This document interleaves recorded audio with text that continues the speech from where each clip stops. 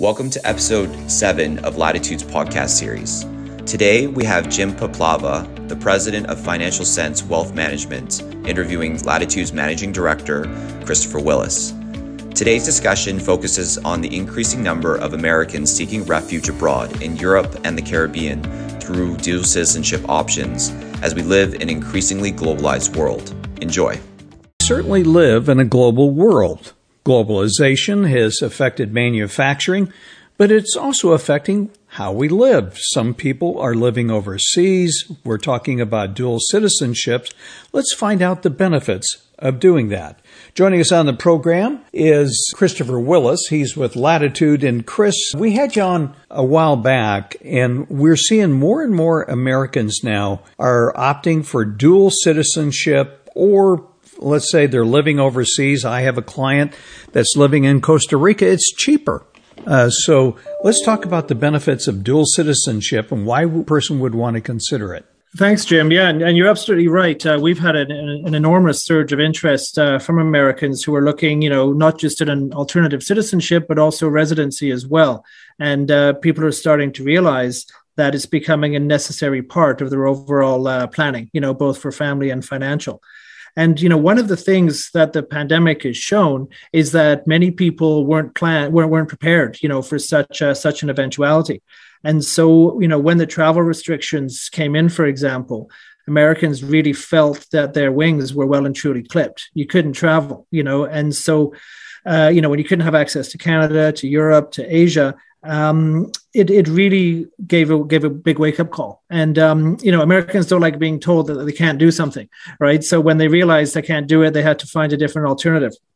And to give you some context, the small Caribbean island of St. Kitts and Nevis, which has a population of 50,000 people, one of the smallest countries in the Western Hemisphere, actually had greater mobility during COVID than an American passport holder, while all these restrictions were in place. So when the restrictions were in place, an American could go to less than 80 countries around the world visa-free. And compared to St. Kitts and Nevis, which would give you access to over 150. So just by having that second citizenship in somewhere like St. Kitts and Nevis, you didn't have those same restrictions imposed upon you. And so that was a big wake-up call for a lot of people. And then, we've seen different things, from the election to what's happening with the current administration. People are looking at legacy planning, and really it's that peace of mind, because the what if scenario has happened, right? People were living through this terrible pandemic, and now it's how do I make sure that should something like this happen again, am I covered? Is my family going to be safe? And am I going to have peace of mind of somewhere that I can go? And, we're also seeing people who are looking to potentially renounce, which, from a tax perspective is has major implications. And so if someone is looking to renounce, they have to have a second citizenship, otherwise they'll render themselves stateless, which obviously can't happen. So there's a lot of different components, Jim, in terms of why people are looking at this. And, 2-3 years ago, the US was not a major source market for these types of programs, but it's really spiked in the last couple of years. And, no matter who you speak to in the industry, all they're saying is it's the US. That's the hot source market. These are people who are looking to apply for these types of programs. And when you're applying for a second or dual citizenship, what are the requirements and where are the best countries to go? I know, for example, I have a lot of Canadian friends, and my Canadian friends say that if you can prove you have $1 million, you can get citizenship or at least a temporary visa to stay in Canada. What are the requirements of most companies to get that second dual citizenship? Yeah, that's a great question. And it varies from country to country. And, if we look at the old adage, you get what you pay for, definitely applies here, because you've got options in Europe, you've got options in the Caribbean, for example. And when you look at the strength of the passport for which you're applying, if you want the stronger one, such as Europe, it's going to cost you more. The Caribbean is familiar to many people, and so and geographically very close to the United States. So there's a comfort level there, and the investment starts at $100,000 US. So it's very affordable for your high net worth and your ultra high net worth clients who are looking to participate in this. And then many of them have either a straight donation or a contribution investment into the state, or you can invest into approved real estate, or in some cases, it's a hybrid. So, when we look at each one of these programs, we first have to look at, speak to the client and get a sense of what their motivations are, what their risk appetite is, what timelines, are they looking at for this. So there's a lot of interesting options out there. Right now in Europe, we're seeing a lot of interest in Portugal. And Portugal is interesting because it has a very low day count requirement. So initially you get a residence card and you have to spend an average of 7 days a year for 5 years in order to be eligible for citizenship. So this is a longer term play, but with minimal outlay. You're starting at around 280,000 euro would be your minimal investment if you were going into a real estate offering. But for people who are looking longer term, they're saying, look, I don't need citizenship now. I'm happy to spend my week a year in Portugal. And in 5-6 years, I will have a European citizenship at the end of it. And of course, with European citizenship, you have all the settlement rights in the other member states. So that's quite a powerful proposition for many people, especially when they may be looking at options for their kids further down the road. I was told my parents were born in Europe, so that it would be easier for me to get like a Euro passport, given that my dad was born in Europe. Yeah, I mean, that's a different type of application, which is what we call citizenship by descent. So in most countries have a version of that. Some of it'll go back one generation, others will be two. As a matter of fact, we've seen, Ireland has had such a surge after Brexit happened because you had many British people who had ancestral links to Ireland. And once Brexit kicked in, they wanted to get a European passport. And so Ireland was just inundated. To the point, even with COVID, they had to stop processing because people couldn't do those applications from home. So there's a huge backlog of citizenship by descent applications in Ireland. But you have the same too in many, people in Brazil. They have links to Italy and to Portugal, where there's some descent options there. So it's one of the things we would explore with a client to see if they have another claim to citizenship. And you're absolutely right. If someone does have a parent or a grandparent, they could very well be eligible. As you take a look at the countries, what are the most popular countries that people are gravitating towards getting a passport or residency? And the second question, why these countries? I'll go back one step and say we have to distinguish between residency and citizenship. So residency, being you're allowed to stay indefinitely in that country with the rights to live, work, and study or retire. And then this will usually have some sort of day count requirement to maintain your residency, and then you would have to renew it at regular intervals, say every 5 years, for example. But with citizenship, obviously you're now naturalized as a citizen of that country, you're afforded the protection of that country, and you have the right to a passport of that country. So you can come and go as often or as little as you want, but you still maintain that status. And this was extremely popular in the Caribbean. So you've got 5 countries, St. Kitts and Nevis, Antigua and Barbuda, St. Lucia, Dominica, and Grenada, which all offer a citizenship by investment program. So this means that by making your investment, be it a donation or purchasing real estate, you can receive citizenship in as little as 3 months. So it's very, very attractive from that point of view. Now, keep in mind, the American client is very different to, say, somebody from a country that has very little in terms of visa-free privileges. So if you came from Lebanon, from Pakistan, from South Africa, countries like that where you need a visa pretty well for any type of travel you want to do, this is a game changer for them. We take it for granted that it's easy to travel because you're on an American passport. You can pretty well get anywhere in the world. You're not always having to get visas and such. But for these people, the mobility is a key element for them. For the American, it's not as much, but it still comes into play. And so out of those Caribbean countries, those 5 that I listed, they're all very similar, but they've all got their unique differences. For example, Grenada, for your non-American client, is a treaty country with the United States as it relates to the E2 visa. So one of the criteria to qualify for an E2 visa to the United States is you have to be a citizen of a treaty country. So if you were from South Africa or from Brazil and you wanted to go down the E2 route, you couldn't do it unless you, say, first made yourself a citizen of Grenada and use that citizenship to make the application. So there's some unique characteristics of each. But then you've also got, the two British overseas territories of the Cayman Islands and Anguilla, which you touched on your Canadian friends. These have become extremely popular with Canadians because the tax component considerations are very different. As you know, Americans, you're taxed on your citizenship, but if you're Canadian or British or pretty well any other nationality, you're taxed on your residence. So, Canada recently had an election and, things are essentially the same, but there's indications that there's going to be an increase in the wealth tax. So many Canadians who are already taxed quite heavily are looking at jurisdictions such as Cayman and Anguilla to actually move to, spend more than 183 days a year, and make themselves tax residents in those jurisdictions. So it goes back to my earlier point. We have to understand the motivation of the client and why they're looking to do one of these programs and what their main driver is. So those two programs have really been getting a lot of interest as well. But then you've got some changes. For example, I mentioned earlier that some countries will make changes in the new year, and one of those is Montenegro in the Balkans in Eastern Europe. Now, this is an interesting opportunity for many people because they're not currently a member of the European Union, and they're scheduled to ascend in 2025.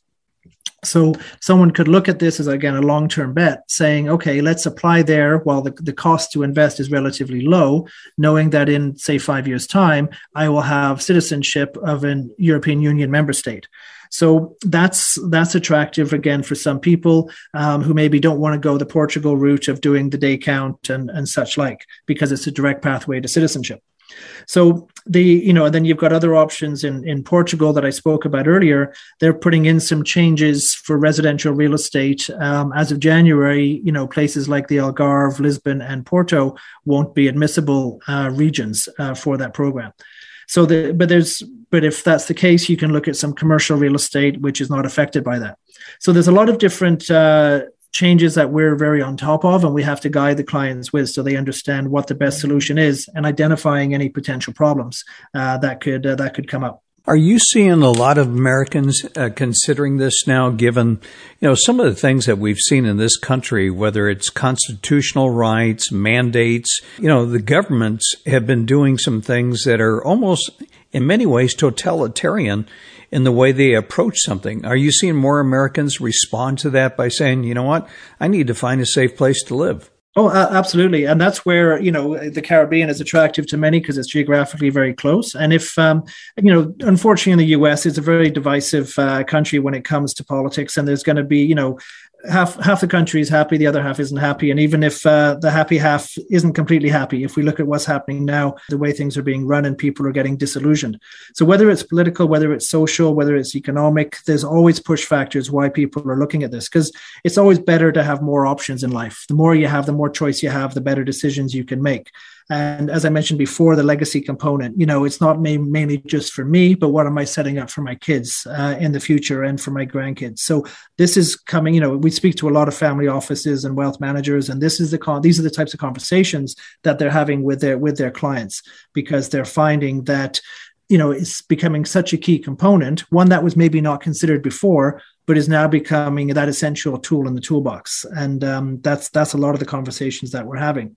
Because it's almost, it's no longer, what car do you drive or what watch is on your wrist. It's what passport is in your pocket, right? And so that's becoming a little bit more of the conversations.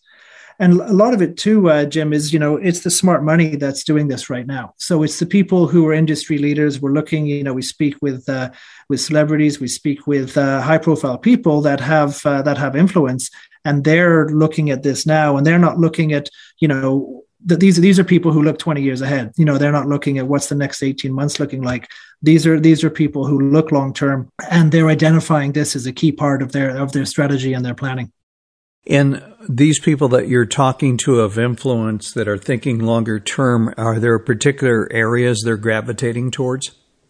Yeah, most of them are Europe, there's because they see the value of a European passport. And when I spoke before about, you get what you pay for, places like Malta, which is extremely popular, you can receive your citizenship in Malta in around about 14 to 15 months.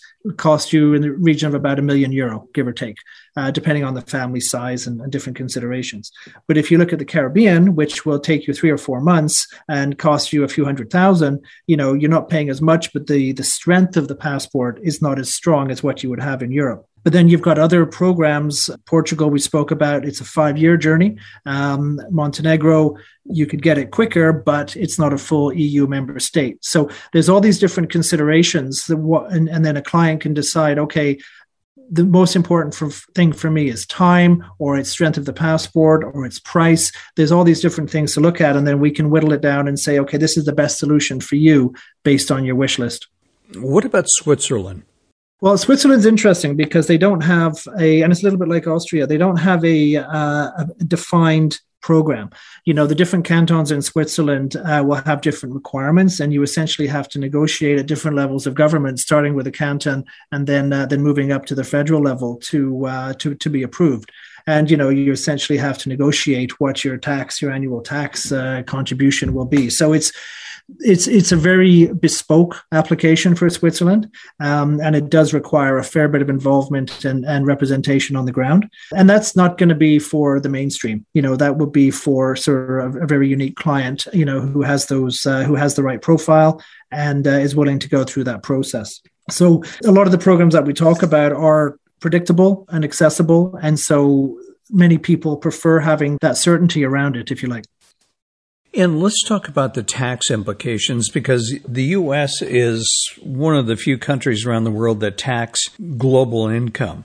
So if, let's say, I don't like living here anymore, I want to go to someplace else where it's less restrictive, if I give up my citizenship, don't I have tax implications with the government in terms of capital gains? Yeah, I mean, for full disclosure, I'm not a tax guy, Jim. I'm an immigration guy. But when it comes to announcing, yes, there's an exit tax that would have to be calculated. And for some people, that's going to be significant. So, it's weighing it up. Is it worth it? As opposed to just accepting the fact I have to file irrespective of where I'm living in the world.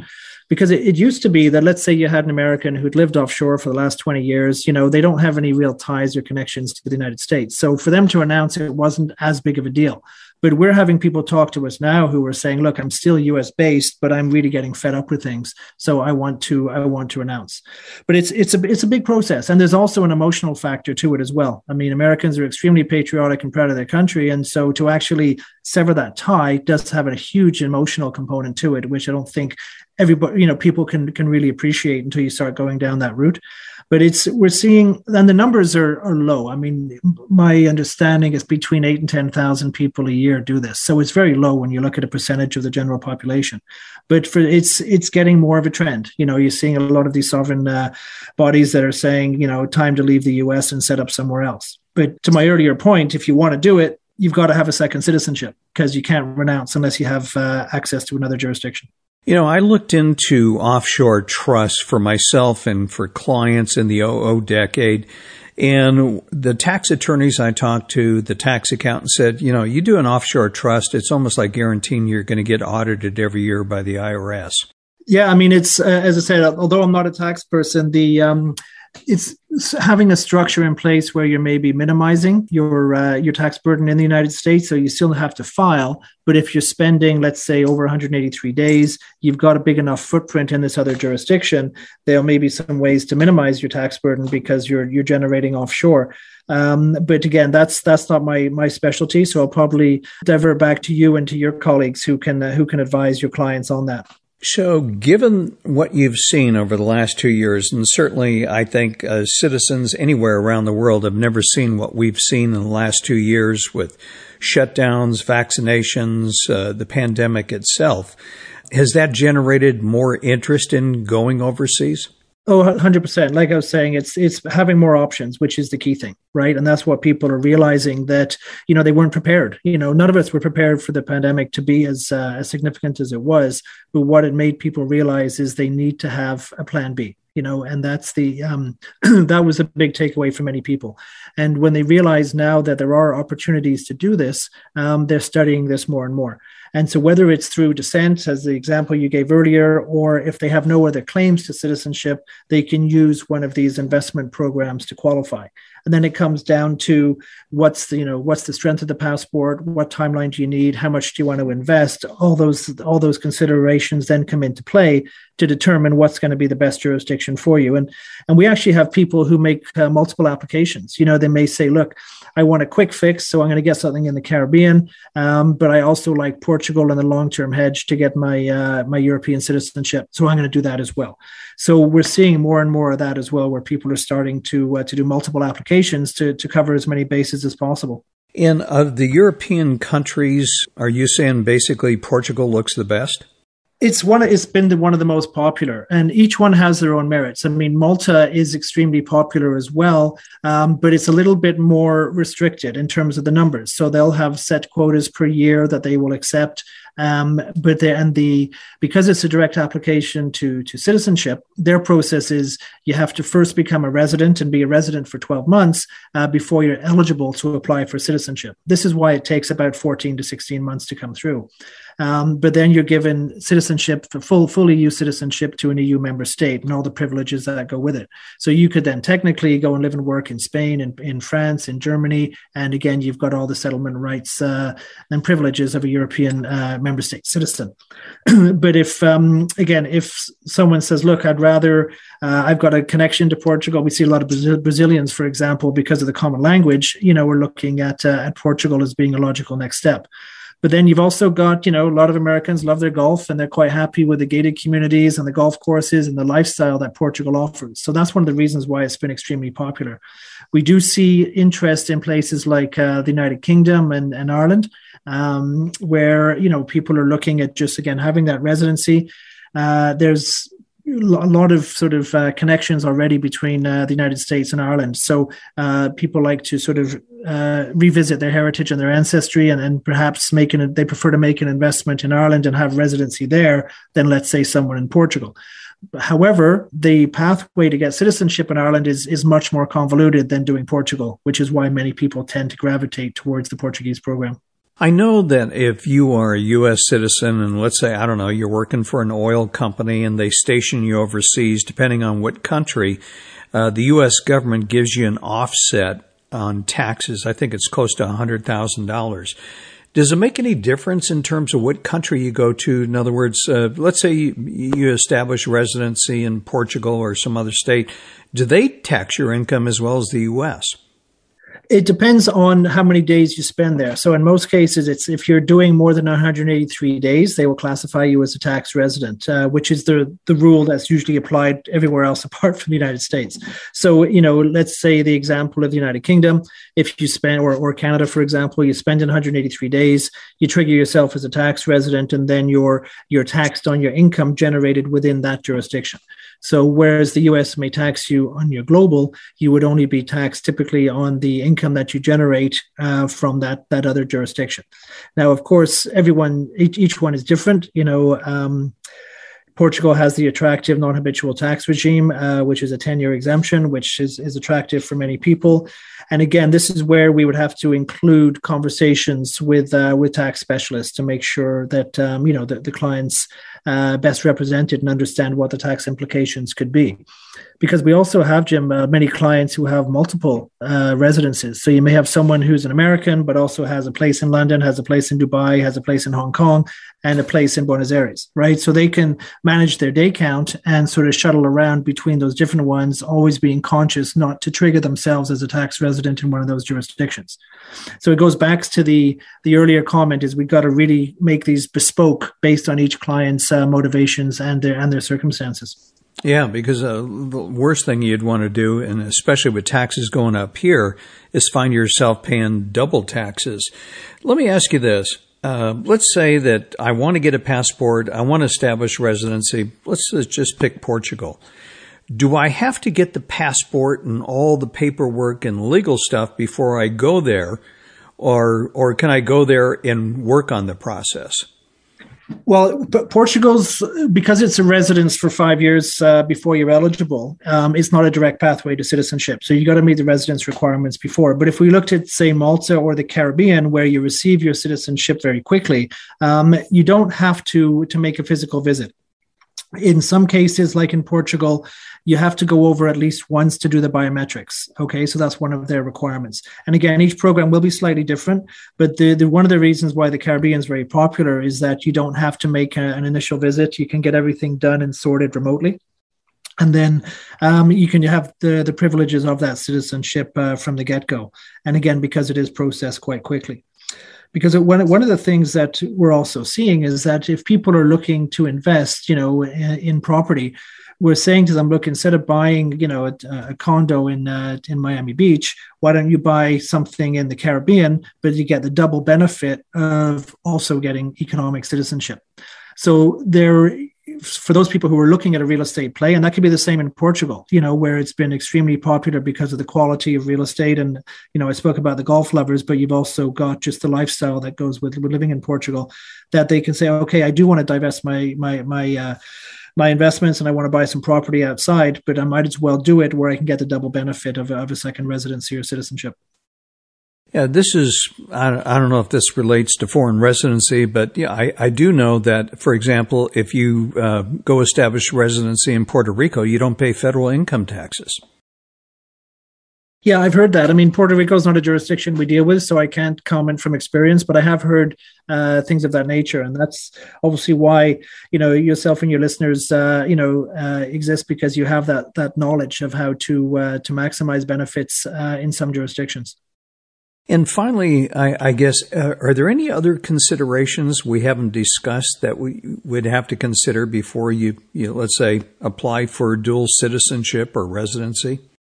No, I think we've covered the main things. Like I said, is figuring out, why do you want to do it? Do you have a preference? What's your budget? What's your timeline? And, what do you want the end product to be? For example, are you satisfied with what the Caribbean can offer you? Or do you want to have the top end, which is European? So it's the great thing with his job is that our clients all have weird and wonderful backgrounds and motivations and needs. And so you can really go through that journey with them to find a bespoke solution that's going to be, that's going to meet their expectations, because everyone's different. And, we're seeing that more and more. So, the needs of from a single family office and representing a significant family versus a musician versus a hedge fund manager in New York City, they're all going to have different motivations of why they want to do this, and that's what makes my job fascinating. If our listeners would like to find out more information about the services you provide on, let's say, getting passports and citizenship, how can they do so? Well, the easiest way, we have our website, which is latitudeworld.com. And my details are on there under the team section, but my email is christopher.willis@latitudeworld.com. But also we're proud to be the first global firm to set up a physical office in the United States, with a permanent office in Los Angeles and satellite offices in Palm Beach and New York. So, there's opportunities to visit in person as well. We're finding that more and more people, now that the world's opening up a little bit, being able to get back and have that personal connection again is vital. Thank you very much for listening today. If you're interested in more information about second citizenship or residency, send us an email at info@latitudeworld.com or go to our website at www.latitudeworld.com. As well, don't forget to check our pages regularly for news and updates. Latitude, welcome to your world.